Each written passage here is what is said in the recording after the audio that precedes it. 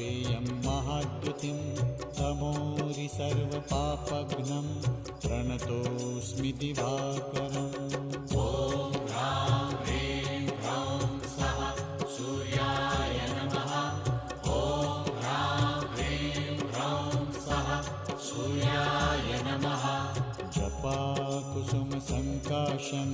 काश्यपेयं महाद्युतिं तमोरि सर्वपापघ्नं प्रणतोऽस्मि दिवाकरम्।